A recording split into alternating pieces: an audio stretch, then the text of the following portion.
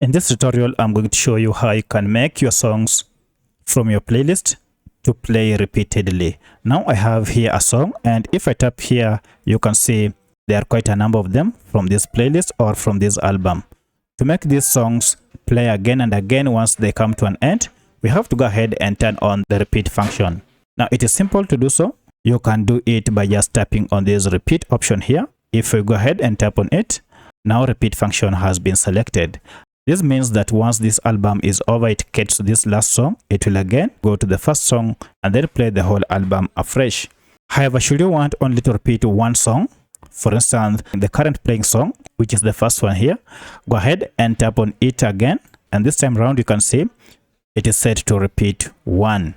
Alternatively, you can as well set your song to repeat from here by just tapping on it direct from here, and then all the songs that belong to this album, they will all play and start afresh. So that's how you set your songs to repeat on Spotify. If you have any other question, kindly let me know in the comment section. Otherwise, if this video is helpful, please like the video and also subscribe to my channel. Thanks for watching, and let's meet in the next video.